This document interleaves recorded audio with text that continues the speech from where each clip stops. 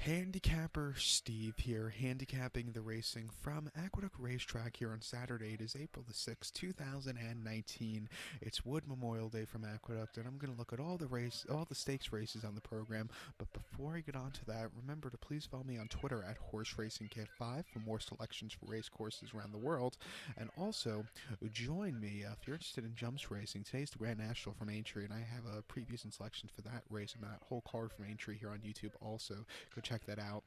But Aqueduct, this is my thought on Wood Memorial Day. Your fair weather fan goes to Saratoga during the summer, and your real deal fan goes to Aqueduct and Wood Memorial Day. This is one of the best days of the year in New York, and you see some great horses run. I've been to many Wood Memorial Days and very memorable Wood Memorial Days. I was planning on going today, but I've had no time. I have no time. I'm very busy today, so maybe next year. But let's get to the stakes action. We're going to look at races 6 through 10. 6 through 10. Starting off with the sixth race from Aqueduct, which is the Bayshore Stakes. It's a grade 3 event going for a purse of $250,000. Race for 3-year-olds here. Field of 5 horses going the distance of ground of 1,400 meters, or the distance of ground of 7 furlongs on the Aqueduct main track. 1,400, 7 furlongs. My top selection here in the Bayshore, I'm going to go to the number 3 horse, Mind Control. I'm going to go 3-1-4-2 in the superfecta, 3-1-4-2 super. My top selection is the 3 horse Mind Control. Before I get on to him, like I said, I've been to many memorable Wood Memorial Days. The most memorable for me had to be 2005. First thing, Bellamy Road winning the Wood Memorial by a dozen. Also that day, I got to see Lost in the Fog win the Bayshore in the flesh, and he was just an absolutely freak. I think he gets lost in the shuffle of the best horses since 2000. He was one of the best sprinters. Who would have thought from Bay Meadows and Golden Gate?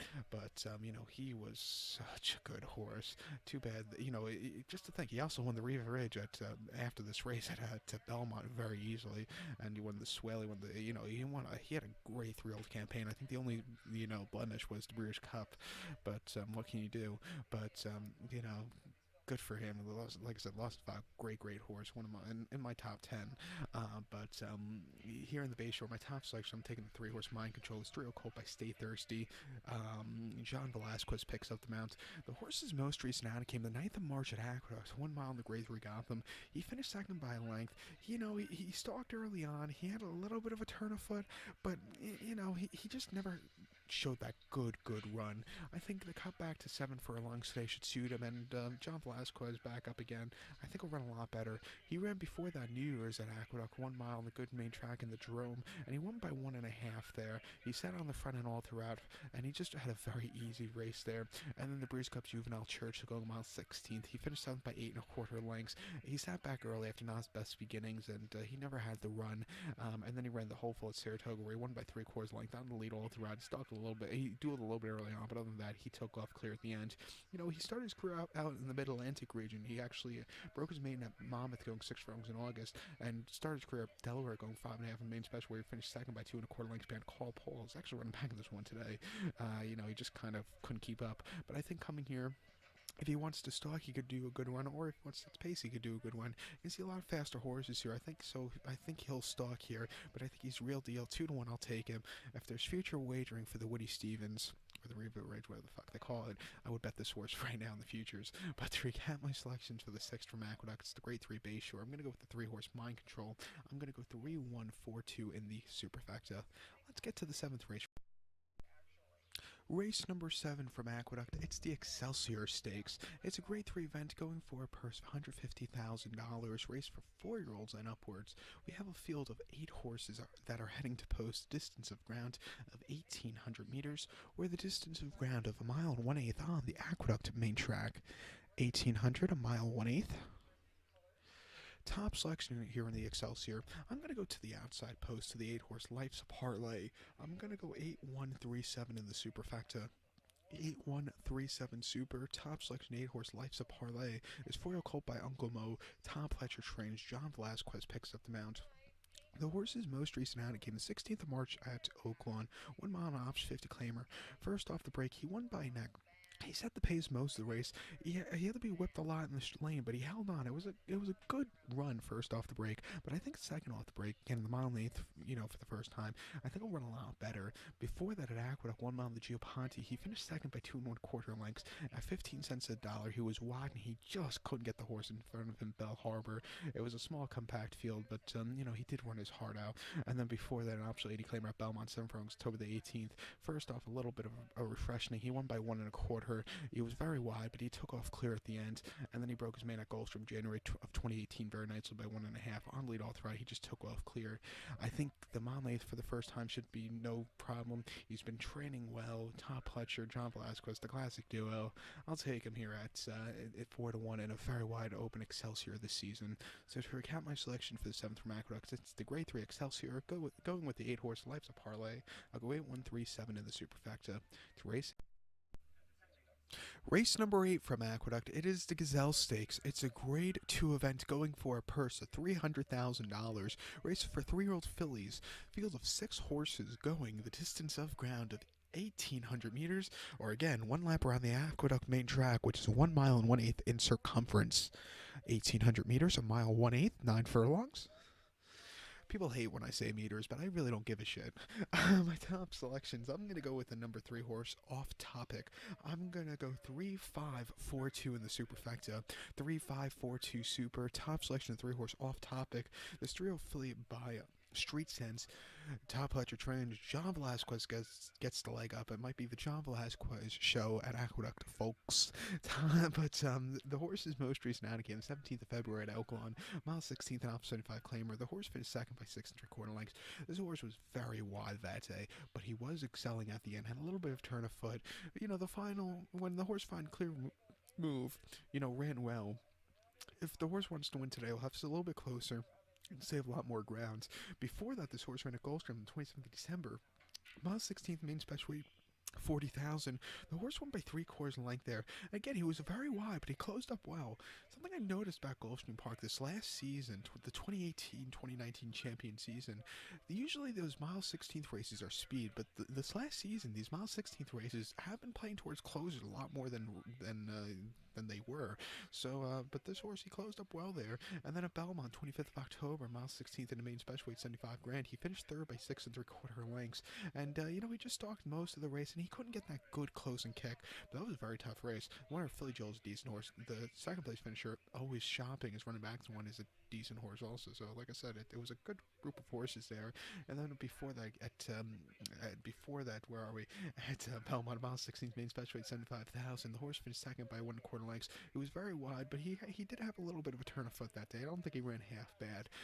It took him a little bit of time to get the main victory, but since then I think he's been doing well. His workout patterns have been getting better, and I think he'll run well. Good speed from the inside he'll need, and at 5-1, I'll take him. So to recap my selection for the 8th race from Aqueduct, it's the Grade 2 Gazelle. I'll go with the 3 horse Off Topic. I'm going to go 3-5-4-2 in the superfecta.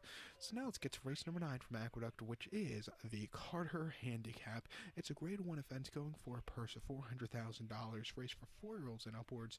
We have a field of 8 horses heading to post, the distance of ground of 1,400 meters, or the distance of ground of 7 furlongs on the main track. 1,400 meters, 7 furlongs here in the Carter. The next Grade 1 sprint here in New York, I think, is the Alfred Vanderbilt at Saratoga. So we have a very long gap between the races, which is quite weird. I could have swore there was another Grade 1 race here in New York for sprinters at Belmont, but I just can't think of it. The True North, I don't think is a Grade 1, is it? Grade 2, maybe? But I know the Grade 1 sprinting, like I said, very few and far between here. You have the Vanderbilt, and I know you have the Vosburg, that's Grade 1, but there needs to be more of them. But my top selection here in the Carter, a great race with a great history. I'm going to go with the number 4 horse, who is Identity Politics. I'm gonna go 4-2-8-3 in the superfecta. 4-2-8-3 super. Top selection of 4 horse Identity Politics. Hate politics, you know. This 4-year-old calls by into the mischief. Chad Brown trains. Jose Ortiz gets the leg up. The horse's most recent outing came a third of March at Gulfstream. 7 furlongs, an Alps 25 claimer. The horse finished second by a head. It was his first off break, and he had a horrible break, but was and was very wide. But and he got the lead, and then he got caught. He just had a horrible trip that day. I think you're second off the break, a lot clearer trip. I think he'll run a lot better. Before that, on Boxing Day at Santa Anita, 7 furlongs in the Grade 1 Malibu, he finished second by 4 3/4 lengths behind McKenzie, who, by the way, is running in the Santa Anita handicap today at Santa Anita. But that day, this horse is very wide, but again, he really closed up well at the end. He ran a good second place finish. And then at Aqueduct on the 24th of November, 6 furlongs in a lounge race, 75,000. First start against winners. He finished second by a neck, was very wide, but he did have a good turn of foot. I think he'll see a good pace in this one, and I think it will set off towards a closure like this. He hasn't won since his main victory at Belmont, but he's run some good races in the past. He's been training well at Palm Meadows, so at 8-1, I'll take him. I think this Jose Ortiz might stop the John Velasquez show here, but to recap my selections for the ninth from Aqueduct's Grade 1 Carter handicap, I'll go with the 4-horse Identity Politics. I'm going to go 4-2-8-3 in the superfecta. So now let's get to the feature 10th race from the feature 10th race from Aqueduct. It's the Wood Memorial. It's a Grade 2 event going for a purse of $750,000. Races for 3-year-olds here. We have a field of 11 horses heading to post, a distance of ground of 1,800 meters, 9 furlongs, or 1 mile and 1/8 around the Aqueduct main track. 1,800, a mile and 1/8. My top selection here in the Wood, I'm going to go to the outside horse, to the 10-horse Outshine. I'm going to go 10-5-2-6 in the superfecta. 10-5-2-6 super. Top selection, 10-horse Outshine. This 3-year-old colt by Malibu Moon. Top pleasure trains. John Velasquez, the veteran, gets the leg up. And like I said, the John Velasquez show might be coming to town today because I think he's very loaded on this card. But this Outshine, his most recent outing came 9th of March at Tampa. Mile 16th in the Grade 2's Tampa Derby. He finished second by 1 1/4 lengths there. He stalked early on. He had a little bit of a turn of foot. For a second off the break, first around 2 turns, I thought it was a decent effort. He's going to have to overcome a wide post route today. If he could do that, I think he wins nicely. Before that, he ran at Gulfstream on the 10th of February, 7 furlongs off 75 claimer. First off a long break, he won by 2 lengths. He stalked early on, a little bit wide, but he got the job done. It was a decent effort. And then on the 8th of June at Belmont, 5.5 in the Tremont, he finished 5th by 5 3/4 lengths. He was very wide and just did not show up. Also think the distance was too short. I think the mile and 1/8 should really suit him a lot better than the 5.5. And then on the slop on the 17th of May at Belmont, 5 furlongs main special weight 96,000. He won by 2 3/4 lengths. It wasn't the toughest group of horses, and he had a few mistakes. He didn't break all that well, and it was very wide, but he still took off clear at the end. It was a good victory at the end. But since the Tampa Derby, he's been training well at Palm Beach. He's coming up north here to Aqueduct. Like I said, he's gonna have to overcome the wide poster, but I think he's good enough to win. So I'll take a chance at 6-1 with this one. Another horse I think that's good as it's the 5-horse Finals Jeopardy. He'll be definitely used in the multi-race scenario. 3-year-old colt by Street Sense, Jason Service trains Manny Franco, who I believe won 3 or 4 races yesterday, gets the leg up on this one.